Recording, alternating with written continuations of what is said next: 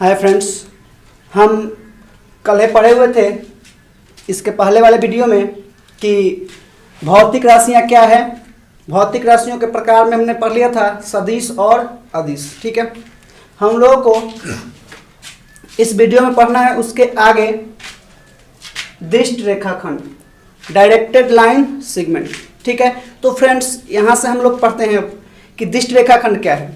तो फ्रेंड्स ध्यान दोगे, यहाँ से सबसे पहले होता है रेखाखंड। रेखाखंड यानी कि लाइन सेगमेंट। ठीक है, तो ये हो गया एक लाइन सेगमेंट, मान लो PQ। ठीक है, अब कहता है कि दिष्ट। दिष्ट मतलब डायरेक्शन, दिशा। इसमें दिशा डाल दो, ऐसे कर दो या ऐसे लगा दो। मतलब ये है कि हमें जो है इसका अर्थ से ही समझ में आ जा रहा है। ठीक है, इसके मीनिंग से ही समझ में आ जा रहा है कि इसकी परिभाषा क्या होने वाली है। ठीक है, एक ऐसी रेखाखंड जो क्या बतलाती है, दिशा। ठीक है, और उसमें तीर चिन्ह लगा होता है। ठीक है, तो हम इसको लिख सकते हैं कि दिष्ट रेखाखंड एक तीरयुक्त रेखाखंड है। दिष्ट रेखाखंड जो है एक तीरयुक्त रेखाखंड है जो किसको व्यक्त करता है, तो दिशा को व्यक्त करता है। ठीक है, हम लोग इंग्लिश में बोल सकते हैं directed line segment is a line segment with sign who represent their direction. ठीक है, यानी कि वह क्या करता है, तो हु रिप्रेजेंट डायरेक्शन, वह दिशा को व्यक्त करता है। ठीक है, तो हम लोग यहां से मान सकते हैं कि AB एक रेखाखंड है, इसमें हमने क्या किया, दिशा दर्शा दिया। तो ये क्या हो गया, दिष्ट रेखाखंड AB हो गया। ठीक है, और संकेत में हम क्या करते हैं, ऊपर तीर चिन्ह देते हैं। ठीक है, दिष्ट रेखाखंड में उस रेखाखंड का नाम लिखते हैं, तो इस रेखाखंड का नाम AB है और उसके ऊपर तीर चिन्ह देंगे तो वह हो जाएगा उस रेखाखंड की दिशा। ठीक है, तो ध्यान दो, ये दिष्ट रेखाखंड मतलब ऐसे दिशा तीर देने का मतलब ये नहीं कि A से B तक। ये जो है ये सिर्फ बतलाता है कि ये क्या है, दिष्ट रेखाखंड है। ये दिशा को नहीं बतलाएगा। दिशा को तो यहाँ समझेंगे कि यहाँ कहाँ से कहाँ है। दिशा एक और बात बताता है कि यहाँ पहले A लिखा है कि B। अगर पहले A लिखा है बाद में B, इसका मतलब A से B। अब यहाँ देख लो फ्रेंड्स, ये क्या है, दिष्ट रेखाखंड XY है या YX, तो हम इसको पढ़ेंगे YX। क्यों? क्योंकि इसकी दिशा कहाँ है, Y से X की तरफ है, इसलिए हम इसको बोल सकते हैं YX, दिष्ट रेखाखंड YX। तो हमने इसका संकेत भी समझ लिया। ठीक है फ्रेंड्स, अब देखोगे हम इसके आगे बढ़ते हैं कि इसकी विशेषताएं क्या क्या होती है। ठीक है, इस पे एग्जांपल्स में लिखा हुआ है, उसको भी बताएंगे हम। सबसे पहले जो है इसकी विशेषताएं क्या होगी, कैरेक्टरिस्टिक। ठीक है, तो ध्यान दो यहाँ से AB रेखाखंड AB अगर कहीं लिखा है दिष्ट रेखाखंड AB, तो उसके लिखने से क्या मतलब चलता है, तो मतलब ये चलता है कि उसका मापांक निकाल देंगे तो वह क्या हो जाएगा, उसकी लंबाई। मतलब यहाँ से ये है कि हम यहाँ से ये डायरेक्शन हटा देंगे तो ये जो लंबाई आपको दिख रहा है ये क्या हो जाएगा, दिष्ट रेखाखंड की लंबाई हो जाएगी। ठीक है, अब ये जो रेखा AB है, ये रेखा AB जो है ये क्या बतलाएगा, तो ये बतलाता है आपका आधार। ठीक है, बेस। अब जो है यहां से इसकी हमसे पूछा जाता है कि अभिदिशा क्या है। ठीक है, इसकी हमसे पूछा जाएगा कि अभिदिशा क्या है। ठीक है, तो अभिदिशा का मतलब कि दिशा क्या है, किधर से किधर। ठीक है, डायरेक्शन इसकी क्या है, तो AB की अभिदिशा कहां से कहां है, तो AB लिखा है तो A से B की ओर। ठीक है फ्रेंड्स, हमें जो है इस पे कुछ एग्जांपल्स मिले हुए हैं। निम्न की अभिदिशा और लाइन निकाले, लंबाई निकाले। ठीक है, find the sense and length of followings. ठीक है, तो फ्रेंड्स ध्यान दोगे ये क्या है, ये जो हमको क्या लिखा गया, सबसे पहले अभिदिशा लिखा गया। ठीक है, तो हम अभिदिशा यानी सेंस जब लिखेंगे इसकी अभिदिशा सेंस, तो हम कहां से कहां लिखेंगे। ठीक है, अभिदिशा जब हम लिखेंगे तो फ्रेंड्स देख लोगे यहाँ से क्या कितना हो जाएगा, तो ये P से Q की तरफ तीर है तो लिख देंगे P से Q तक, P से Q तक। ठीक है, अब हमको पूछा गया लंबाई निकालने के, लेंथ। इसकी लंबाई क्या होगी, तो लंबाई सीधी बात है PQ हो जाएगा, P से Q तक है तो। लेकिन यहाँ देख सकते हैं PQ की लंबाई कितना, 1 यूनिट, 2 यूनिट, 3, 4, 5 यूनिट है। ठीक है, तो कितना, 5 यूनिट। और देख सकते हो 1 यूनिट का कितना है, मीटर में लंबाई 5 मीटर है, तो हम इसको क्या लिख सकते हैं, PQ बराबर 5 गुना कितना, 5 मीटर, तो 5 25। तो PQ की जो लंबाई हो गई कितना हो गई, 25 मीटर। ठीक है, चलिए तो फ्रेंड्स हम ये पढ़ चुके हैं। अब हमको पढ़ने हैं सदिशों का निरूपण।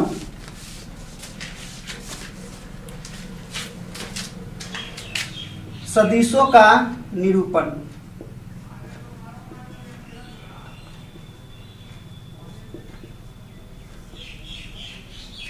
रिप्रेजेंटेशन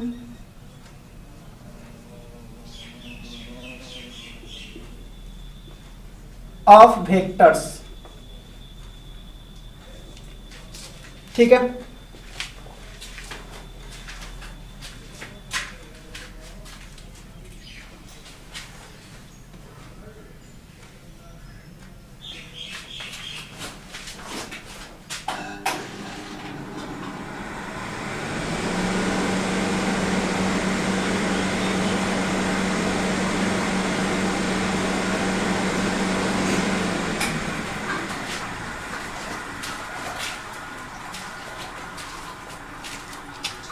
तो फ्रेंड्स अब देखोगे सदिशों का निरूपण क्या होता है। तो फ्रेंड्स ध्यान देंगे, हम कल पढ़े तो सदिश राशि है जिसमें क्या क्या होता है, दिशा और परिमाण दोनों होता है। तो फ्रेंड्स ध्यान दोगे सदिश राशि जो होता है वह दिश रेखाखंड के समान होता है, क्योंकि दिश रेखाखंड में भी क्या होता है, तीरयुक्त। ये क्या है, लंबाई जो है ये इसका परिमाण हो जाएगा। ठीक है, मैग्नीट्यूड हो जाएगा। और जो यहाँ पे इसकी दिशा है वह क्या, दिशा तो हिले है, दिशा तो डायरेक्शन तो है ही इसमें। इसका मतलब यह है कि दिश रेखाखंड को हम सदिशों का निरूपण कर सकते हैं। कैसे, तो दिश रेखाखंड के अनुसार। ठीक है, तो ध्यान दोगे यहां से। तो हम लोग जो है यहां से लिख सकते हैं कि एक सदिश को क्या क्या आवश्यकता पड़ती है। तो चूंकि एक सदिश में दिशा और परिमाण दोनों होते हैं।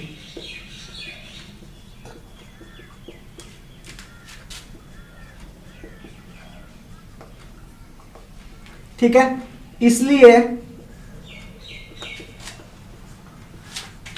किसी भी सदिश को एक दिष्ट रेखाखंड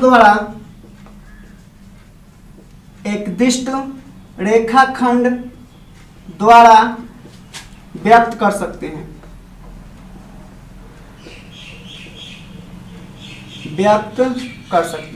ठीक है, मतलब यह है कि हम यहां से लिख सकते हैं as in a vector both direction and magnitude. ठीक है, यानी कि एक सदिश में जो है क्या क्या होता है, तो डायरेक्शन, दिशा और मैग्नीट्यूड, परिमाण दोनों होता है। इसलिए ठीक है, सो वी कैन रिप्रेजेंट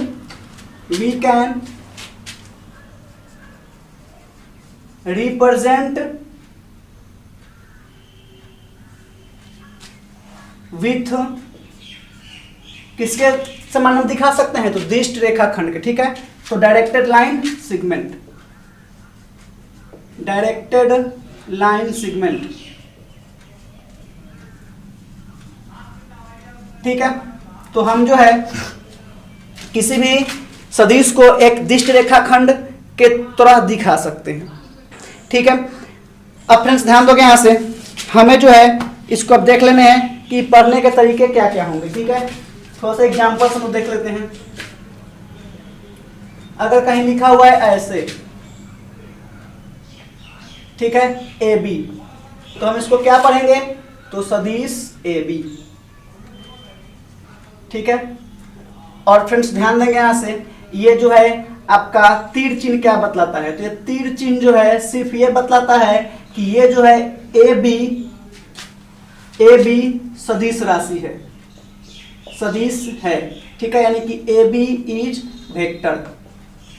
ये किसका काम है, तो तीर का काम है। यानी तीर चिन्ह हमें सिर्फ यही बतलाता है कि ये क्या है, वेक्टर है। इसकी दिशा नहीं बतलाएगा। दिशा कब बतलाएगा, जब हम लिखेंगे। जैसे हम क्या लिखे हैं, ए बी, तो इसकी दिशा क्या हो जाएगी, तो इसकी डायरेक्शन जो हो जाएगी ए टू बी, ए से बी।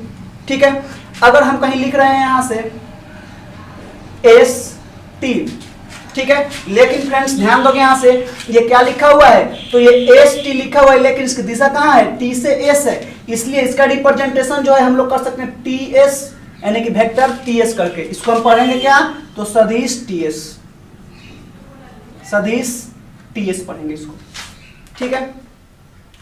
अब इसके आगे जो है हम लोग को अब देखने हैं कि इसके संकेत क्या क्या है, ठीक है फ्रेंड्स, इसके संकेत जो है क्या क्या है। तो ध्यान देंगे यहां से हम सिंबल के बारे में से देख लेते हैं। संकेत, सिंबल, तो ध्यान दोगे यहां से सिंबल जो है, सिंबल क्या होगा इसका, तो सिंबल जो है हम अंग्रेजी वर्णमाला के किसी भी अक्षर से सूचित कर सकते हैं। किससे, तो छोटे वाले से या बड़े वाले से भी, ठीक है। तो अंग्रेजी वर्णमाला के, अंग्रेजी वर्णमाला के किसी भी अक्षर से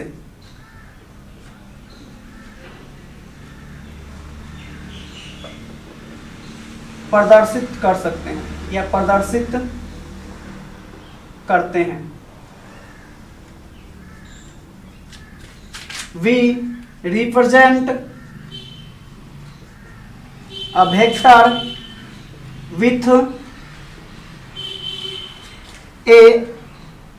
with an alphabet, ठीक है, यानी कि हम अंग्रेजी वर्णमाला के किसी अक्षर से जो है इसको प्रदर्शित कर सकते हैं, ठीक है।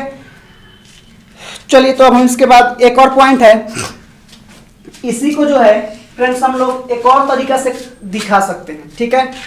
किसी छोटे अक्षर अगर होगा या अंग्रेजी वर्णमाला,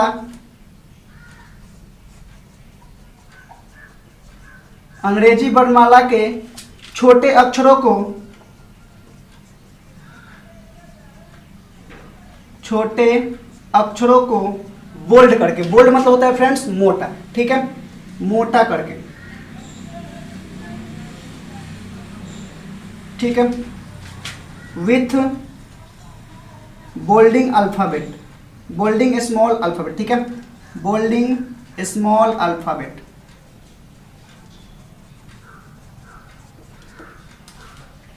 ठीक है। अगर हम एग्जाम्पल लेना चाहे तो एग्जाम्पल यहां से हो जाएगा आपका, जैसे मान लो कि ये वेक्टर ए है, तो इसी बात को जो है हम लोग ऐसे, ये ए हो गया, इसको डार्क कर दें, बोल्ड कर देंगे, मोटा कर देंगे, इसको हम क्या पढ़ेंगे, सदिश ए ही पढ़ेंगे, इसको भी सदिश ए पढ़ेंगे, यानी कि वेक्टर ए पढ़ा जाएगा, ठीक है। तो फ्रेंड्स हमने अभी तक क्या जान लिया, तो हम अभी तक जान लिए कि दिष्ट रेखाखंड क्या है, दिष्ट रेखाखंड में कैसे प्रश्न आएंगे आपको, तो दिष्ट रेखाखंड बस प्रश्न यही आएंगे कि कुछ दिया गया होगा, उसमें आपको बोलेगा कि अभिदिशा निकालिए, अभिदिशा किधर से किधर है, फिर उसके बाद आपको बोल सकते हैं कि उसकी लंबाई निकालिए, परिमाण निकालिए, ठीक है। तो हम ये दोनों सीख चुके हैं। अब इसके बाद सदिशों का निरूपण, कि किसी सदिश को जो है हम कैसे निरूपित करेंगे, ठीक है, किसी भी सदिश को जो है हम कैसे निरूपित करेंगे, तो भी हम आप लोग को बता चुके हैं, ठीक है। फिर इसके बाद जो है निरूपण करने का तरीके जो है क्या क्या है, तो सबसे पहले जो है हम दिष्ट रेखाखंड से इसको निरूपित कर सकते हैं। फिर उसके बाद जो इसका सिंबल है, सिंबल भी हम आप लोगों को बता चुके हैं कि सिंबल कैसे, अंग्रेजी वर्णमाला किसी भी अक्षर से, ठीक है, और उसके ऊपर क्या देंगे, तीर चिन्ह। ये ध्यान रखिएगा, किसी भी अक्षर से लिख दिए, इसका मतलब ये नहीं कि सिर्फ अक्षर लिख देंगे, उसके ऊपर हमें तीर चिन्ह देने होंगे, ठीक है। फिर उसके बाद जो है अंग्रेजी वर्णमाला के छोटे अक्षरों को अगर हम क्या कर दें, बोल्ड कर दें, मोटा कर दें, तो भी वो क्या पढ़ा जाएगा, सदिश ही पढ़ा जाएगा। इसके आगे फ्रेंड्स हमको पढ़ने हैं कि सदिश का मापांक, मॉडुलस ऑफ ए वेक्टर, ठीक है। तो फ्रेंड्स ध्यान दोगे कि सदिश का जो मापांक होता है वो क्या होता है, ठीक है। तो कि सदिश का मापांक उसका निरपेक्ष मान ही होता है, किसी भी सदिश का जो मापांक होता है वह क्या होता है, उसका निरपेक्ष मान होता है, एब्सोल्यूट वैल्यू, ठीक है। और ध्यान रखिएगा हमेशा जो किसी सदिश का मापांक जो होता है वो हमेशा धनात्मक होता है, ठीक है। और उसके बाद जो होता है वह उसकी यूनिट भी होती है, ठीक है, यानी कि उस सदिश की यूनिट होती है, ठीक है। तो यहाँ से फ्रेंड्स ध्यान दोगे, यहाँ से सबसे पहले जो है हम इसकी परिभाषा लिखते हैं कि सदिश का मापांक क्या होगा, तो किसी सदिश के निरपेक्ष मान, किसी सदिश के निरपेक्ष मान को ही उस सदिश का मापांक कहा जाता है, मापांक कहलाता है, उस सदिश का मापांक कहलाता है। ठीक है, यानी कि the absolute value of a vector is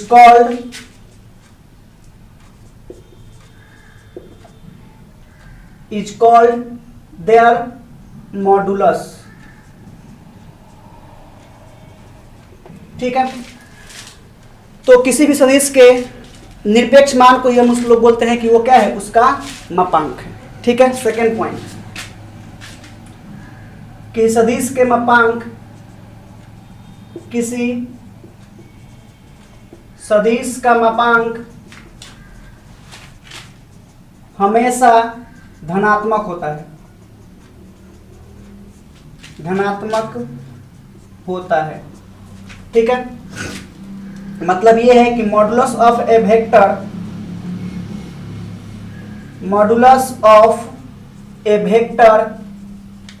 is always positive. ठीक है, उसके बाद जो है हम लोग ध्यान दोगे उस सदिश में, थोड़ा सा इसको देख लेते हैं। ठीक है, एग्जाम्पल देख लेते हैं। मान लीजिए कि ये जो है आपका सदिश ए है। ठीक है, ये जो है आपका सदिश ए है। ठीक है, तो इस सदिश का अगर हमें चाहिए मापांक, ठीक है, तो सदिश ए का मापांक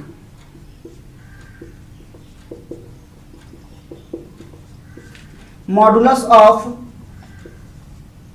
वेक्टर ए इक्वल कितना हो जाएगा, तो ध्यान दो मापांक का मतलब होता है उसको मॉड में डाल दीजिए। ठीक है, मापांक रूप में, तो इसका मापांक निकालने के लिए क्या हो जाएगा, ए, यानी कि वही जो होता है क्या होता है, उसका मापांक होता है, उसकी इकाई जो होती है वही इकाई होती है और वही मापांक होता है।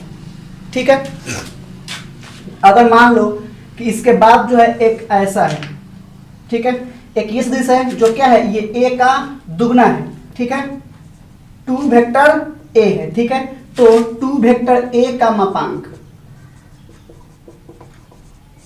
ठीक है, modulus of 2 vector A equal कितना हो जाएगा, तो 2 वेक्टर ए का मापांक, तो ध्यान दो कि यहां से ये हो जाएगा आपका 2a, मतलब मापांक निकालते हैं तो उस वहां से तीर चिन्ह हट जाता है। ठीक है, चलिए हमको जो है इसके आगे ये बताना है कि ध्यान दो फ्रेंड्स, इस बात से हमें एक बात कंफर्म हो गया कि ये तो सदिश था, लेकिन इसका मापांक में देखो तो क्या तीर चिन्ह है, तीर चिन्ह नहीं है। तीर चिन्ह नहीं है, इसका मतलब ये हुआ कि ये अदिश है। कौन, तो इसका मापांक। तो किसी सदिश का मापांक जो होता है क्या होता है, वह एक अदिश राशि होता है और उसका मापांक जो होता है उसी यूनिट में आता है। ठीक है, जिस यूनिट में वह राशि लिखी गई है। ठीक है, तो हम यहां से लिख सकते हैं किसी राशि का मापांक, किसी राशि का मापांक एक अदिश राशि होता है, अदिश होता है, और इकाई भी होती है। मतलब जिस यूनिट में आप लिखेंगे उस यूनिट में इसको भी लिखा जाएगा। ठीक है, the modulus of a vector is a scalar and also an unit, उसकी जो है एक इकाई भी होती है, a unit, 1 unit, also unit। ठीक है, तो फ्रेंड्स हमें जो है अब इसके आगे पढ़ने हैं समान सदिश। ठीक है, इक्वल वेक्टर, थोड़ा ध्यान देंगे यहां से, समान सदिश, इक्वल वेक्टर। तो फ्रेंड्स ध्यान दोगे यहां से कि इक्वल वेक्टर क्या है, तो देखो नाम से ही मतलब चल रहा है, इक्वल मतलब बराबर बराबर। ठीक है, तो बराबर सदिश क्या है, तो ये तो तय है कि बराबर सदिश आ गया, समान सदिश। तो आप लोग के यहां से ज्ञात हो गया होगा कि इसमें कितना, 2 सदिश होंगे। दो या दो से ज्यादा भी हो सकते हैं, ठीक है। तो हम बात करते हैं दो सदिशों की समानता की, कि दो सदिश समान सदिश कब कहलाएंगे, तो जब दोनों सदिश की क्या क्या बराबर होगी, तो दिशा और परिमाण दोनों, डायरेक्शन एंड देयर मैग्नीट्यूड, दोनों जो होगा क्या होगा, बराबर होगा, ठीक है। तो हम लोग बोल सकते हैं कि वह सदिश दोनों जो है, दो गो होगा चाहे तीन गो, जितना भी होगा उस सब सदिश क्या होगा, आपस में समान सदिश होगा, यदि वह केवल यदि उसका डायरेक्शन, ठीक है, उसकी डायरेक्शन और उसकी मैग्नीट्यूड, ठीक है, दिशा और परिमाण, ठीक है। तो ध्यान दोगे यहां से, दो सदिश वेक्टर ए और वेक्टर बी समान सदिश कहलाते हैं, समान सदिश कहलाते हैं यदि वह केवल यदि, एक नंबर पॉइंट में है कि वेक्टर ए का मापांक इक्वल वेक्टर बी का मापांक, मतलब ये है कि दोनों का जो परिमाण है क्या होना चाहिए, बराबर। उसके बाद वेक्टर ए और वेक्टर बी की दिशा समान होनी चाहिए, वेक्टर ए और वेक्टर बी की दिशा समान होनी चाहिए, समान हो, ठीक है। इसको हम अंग्रेजी में लिख सकते हैं, two vectors vector A and vector B are called equal vectors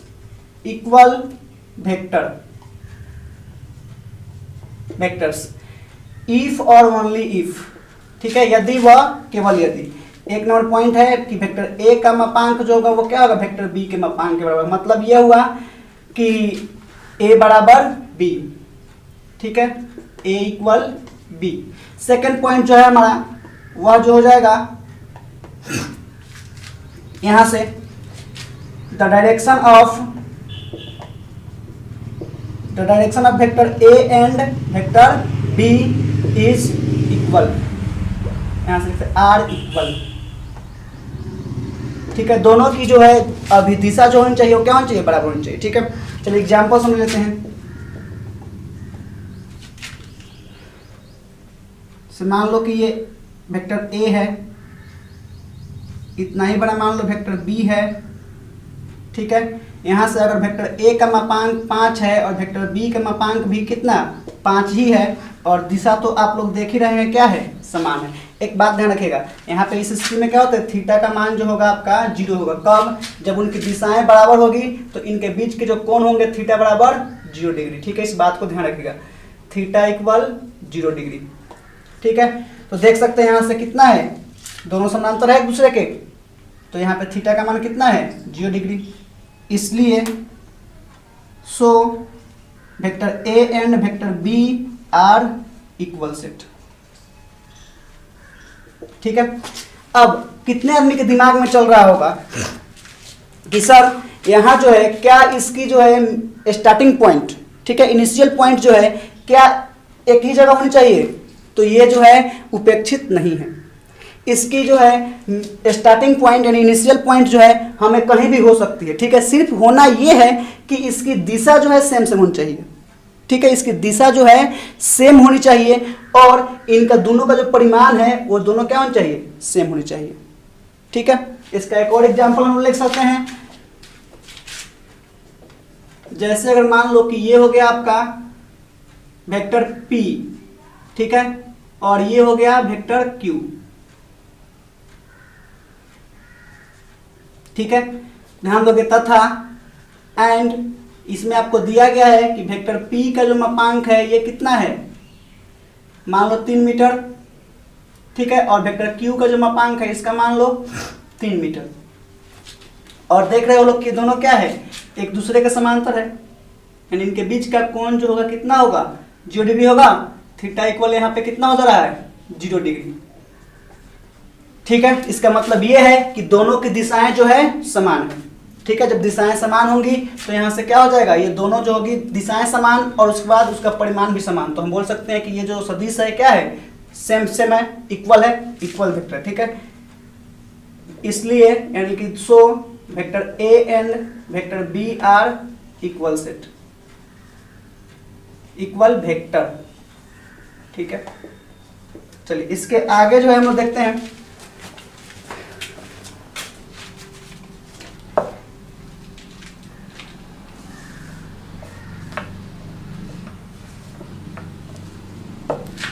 तो फ्रेंड्स हमने एक बात यहाँ से बताया था आप लोग को कि किसी सदिश दो सदिशों को समान होने के लिए उसका जो है इनिशियल पॉइंट सेम सेम हो, ये जो है क्या है, ये उपेक्षित नहीं है। ठीक है, ऐसा नहीं होगा। ऐसा मतलब कि यह है कि अलग अलग भी हो सकता है। ठीक है, तो यहाँ हम नोट करके लिख देंगे इस बात को। ठीक है, दो सदिशों को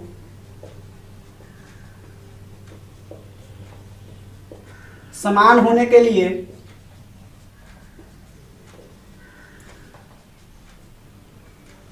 उसके प्रारंभिक बिंदु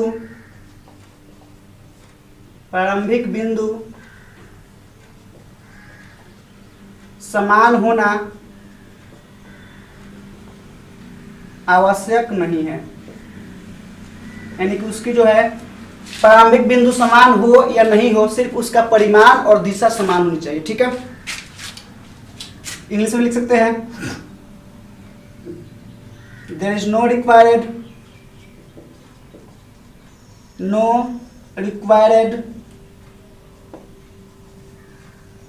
for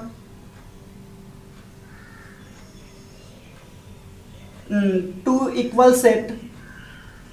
vectors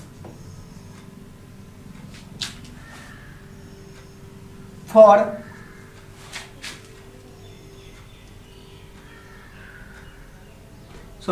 there is no required for two equal vectors initial point is same। initial point is same, यानी कि ये जो है आप लोग का उपेक्षित नहीं हो सकता है, आवश्यक नहीं है कि दो सदिशों का अगर जो है इनिशियल पॉइंट प्रारंभिक बिंदु समान होगा तबे वह सदिश क्या होगा, समान होगा। ये जो है उपेक्षित नहीं है, ये आवश्यक नहीं है, अलग अलग भी हो सकता है। ठीक है, चलिए आप लोग इसका भी स्क्रीनशॉट ले सकते हैं। तो फ्रेंड्स हम लोगों को जो है इसके बाद पढ़ना है ऋणात्मक सदिश, निगेटिव वेक्टर्स। ठीक है, तो फ्रेंड्स ध्यान रखोगे निगेटिव वेक्टर्स क्या है, थोड़ा समझने की कोशिश किया जाए। ये जो है एक मान लो ये वेक्टर ए है, ठीक है, और एक वेक्टर बी है। ठीक है, लेकिन इसकी दिशा देखोगे ए की दिशा के क्या है, तो विपरीत है। ठीक है, तो ये दोनों जो है आपस में निगेटिव वेक्टर कब कहलाएंगे, जब दोनों के परिमाण बराबर हो और दिशा विपरीत हो। मतलब वहाँ थीटा का जो मान होगा 180 होगा। ठीक है, 180। ठीक है, तो ध्यान दोगे यहाँ से, तो यदि यानी इफ वेक्टर ए का मॉड इक्वल वेक्टर बी का मॉड, मतलब ए इक्वल बी हो। ठीक है, एंड थीटा इक्वल कितना हो, 180 डिग्री। मतलब ये है कि vector A and vector B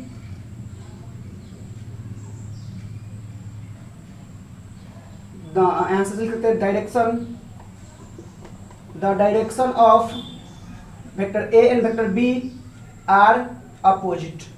ठीक है, यानी कि इनके जो डायरेक्शन दिशाएं हो क्या हो, उल्टा हो। ठीक है, दिशाएं विपरीत है। ठीक है, तो हम कह सकते हैं कि then vector A and vector B are negative vectors for each other. ठीक है, यानी कि वेक्टर ए और वेक्टर बी, वेक्टर बी आपस में ऋणात्मक सदिश है। ऋणात्मक सदिश है। तो फ्रेंड्स ध्यान रखो, यहाँ से हमें जो है क्या मिला, तो हमें यहाँ से 2 पॉइंट मिला। फर्स्ट पॉइंट कि किसी भी दो सदिश को हम लोग जो है आपस में विपरीत सदिश कब कह सकते हैं, तो जब उसकी फर्स्ट में क्या हो, परिमाण बराबर हो। ठीक है, तो हम लिख सकते हैं कि वेक्टर ए और वेक्टर बी आपस में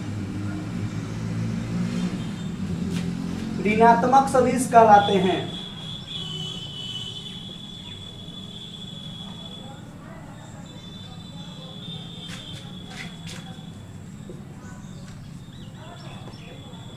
यदि वह केवल यदि एक नंबर में वेक्टर ए का जो मापांक होगा वही वेक्टर किसका बी का मापांक होगा, और सेकेंड नंबर में दिशाएं विपरीत हो,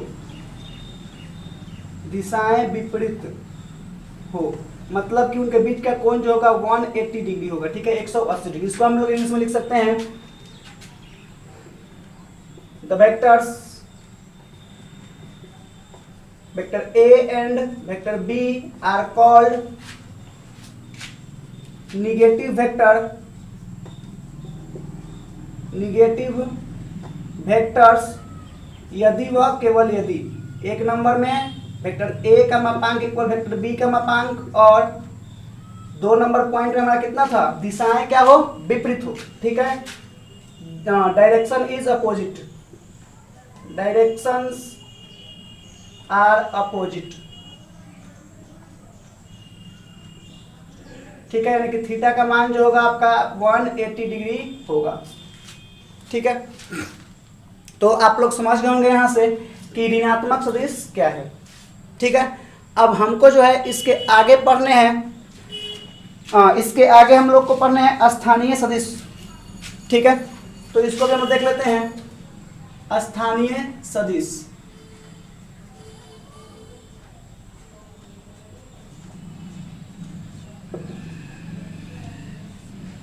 लोकलाइज्ड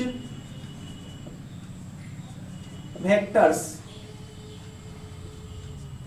ठीक है, स्थानीय सदिश। तो ध्यान देंगे फ्रेंड्स, स्थानीय सदिश जो होता है नाम से ही मतलब चल रहा है स्थान, मतलब उसको कोई ना कोई एक इनिशियल पॉइंट होगा, स्थान होगा, प्रारंभिक बिंदु या अंतिम बिंदु, कोई एक बिंदु से होकर जो है गुजरेगा, ठीक है।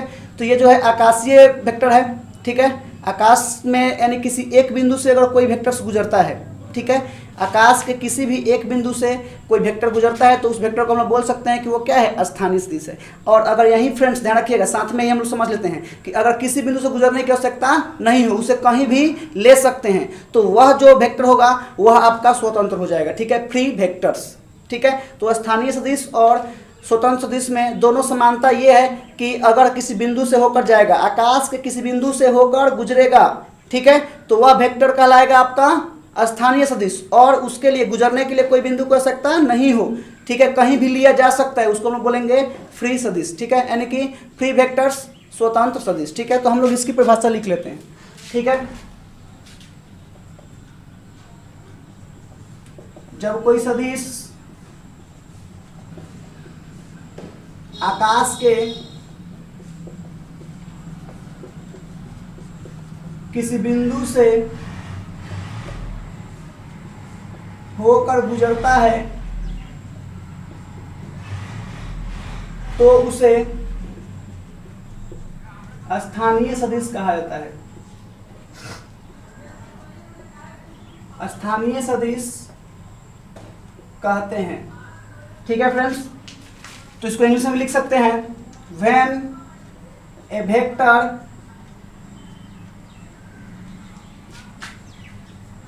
पासिंग थ्रू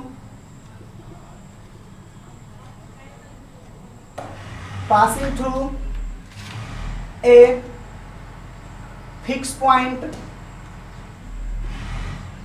जब फ्रेंड्स यहां से लगाएंगे किसी निश्चित बिंदु, ठीक है, fix point, a fix point in sky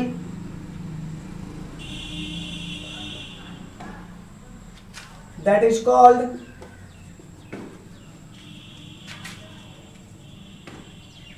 is called localized vectors,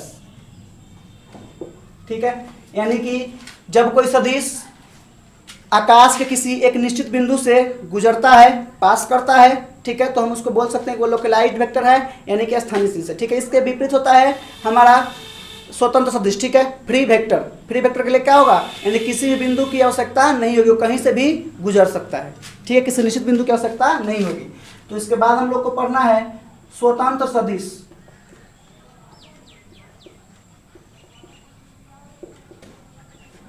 ठीक है। फ्री वेक्टर्स, तो फ्रेंड ध्यान रखें, हमने आपको बताया कि इसके लिए क्या होता है, तो इसके लिए किसी निश्चित बिंदु की आवश्यकता नहीं होती है, कहीं से भी गुजर सकता है, ठीक है। तो लिख देंगे स्वतंत्र सदिश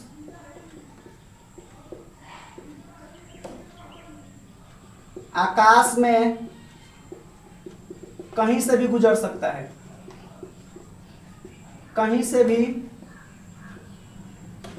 गुजर सकता है। इसके लिए किसी निश्चित बिंदु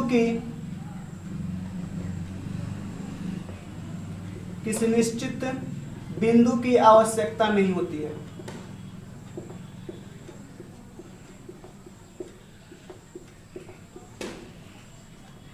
ठीक है, तो हम इसको लिख सकते हैं इंग्लिश में भी, फ्री वेक्टर कैन पासिंग, ऐसे लिख सकते, पासड एनीवेयर, ठीक है, यानी कहीं से भी गुजर सकता है, ठीक है। इसके बाद जो है, इसके लिए किसी निश्चित बिंदु की आवश्यकता नहीं होती है। It is no required to, ठीक है, एनी फिक्स पॉइंट, यानी इसको गुजरने के लिए जो है हमें किसी निश्चित बिंदु की आवश्यकता नहीं होती, ठीक है। तो फ्रेंड्स हमें जो है अब इतना समझ चुके लोग, ऋणात्मक और फिर स्थानीय सदिश, और फिर इसके बाद जो हम समझे हैं स्वतंत्र सदिश, ठीक है। ये तीनों सदिश हम समझ चुके हैं, ठीक है। अब हम लोग को आगे पढ़ना है सदिश के प्रकार, ठीक है। अब हम लोग को पढ़ना है यहां से सदिश के प्रकार,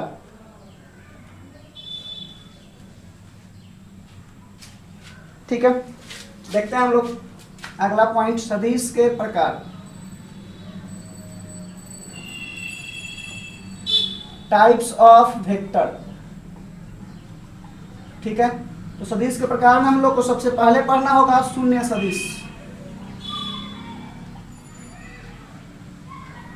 जीरो वेक्टर, ठीक है। तो फ्रेंड्स ध्यान दोगे, यहां से इसके नाम से ही मालूम चल रहा है कि शून्य सदिश क्या होगा, जीरो वेक्टर जो होगा वो क्या होगा, ठीक है। तो जिसका परिमाण शून्य हो, that vector is called zero vector whose magnitude is zero, ठीक है। जिसका परिमाण जीरो हो उसे हम लोग बोल सकते हैं कि वो क्या है, जीरो वेक्टर से, ठीक है। तो देखो कहां से,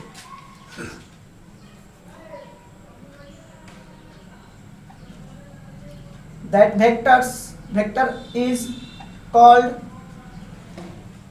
zero vector whose magnitude is zero, ठीक है।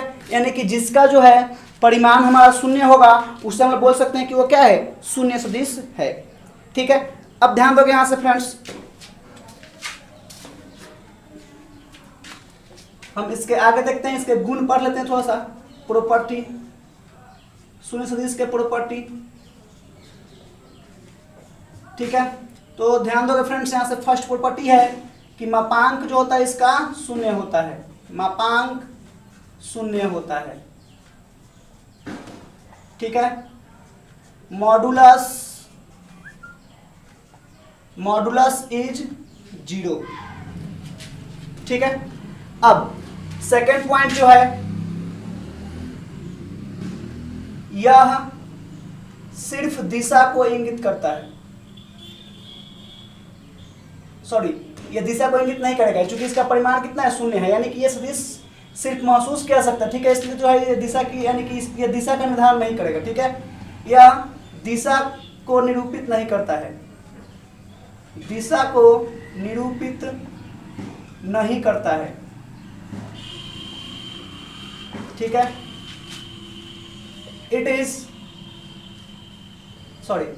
it cannot represent any direction, यानी यह किसी दिशा को जो है रिप्रेजेंट नहीं करता है, ठीक है, यानी कि उसको निरूपित नहीं करता है, ठीक है।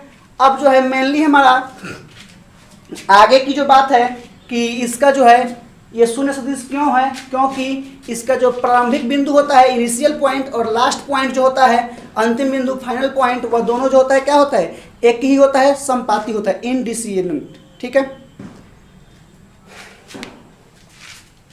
तो थर्ड पॉइंट है कि प्रारंभिक बिंदु और अंतिम बिंदु दोनों संपाती होते हैं, दोनों संपाती होते हैं, ठीक है, यानी कि both of initial point and final point, last point, ठीक है, फाइनल पॉइंट आर को इनिसिडेंट, ठीक है, यानी कि दोनों जो होती है इसकी अंतिम बिंदु और प्रारंभिक बिंदु दोनों जो होती है संपाती होती है, ठीक है। अब इसके आगे जो है हम शून्य सदिश को कैसे निरूपित करेंगे, ठीक है, थोड़ा ध्यान देंगे यहां से। संकेत, ठीक है, सिंबल, इसका सिंबल क्या क्या हो सकता है, ठीक है, तो ध्यान दो फ्रेंड्स, इसका सिंबल जो है हम अगर ओ देंगे और ओ पर वेक्टर देंगे तो ये भी शून्य सदिश को इंगित करेगा, जीरो देंगे और जीरो वेक्टर देंगे तो ये भी क्या होगा, शून्य सदिश को वेक्टर यानी कि निरूपित करेगा। खाली ओ या सिर्फ जीरो भी किसको इंगित करेगा, शून्य सदिश को। अब इसके अलावा जो है अब देखोगे इनिशियल हमने क्या बोला कि इसका प्रारंभिक बिंदु इनिशियल पॉइंट और अंतिम बिंदु फाइनल पॉइंट दोनों पॉइंट क्या होने चाहिए, सेम सेम, तो ए देख रहे हो लोग, तो यहाँ ए को अगर निरूपित करेंगे सदिश के रूप में तो ये भी क्या हो जाएगा, शून्य सदिश, क्योंकि ए से ए के बीच की दूरी शून्य होती है, ठीक है। फिर बी ये भी क्या हो गया, शून्य सदिश हो गया, जीरो वेक्टर्स, ठीक है। सी ये भी जीरो वेक्टर है, एक्स वाई हम कितना लिखें, ठीक है, मतलब यह है कि सेम सेम अंक को, यानी कि सेम सेम अंक होने का मतलब यह है कि उसका इनिशियल पॉइंट प्रारंभिक बिंदु और फाइनल पॉइंट अंतिम बिंदु दोनों बिंदु क्या है, सेम है, ठीक है। इसलिए जो है ये क्या है, ये जितने भी उदाहरण दिए गए हैं ये सब शून्य सदिश है।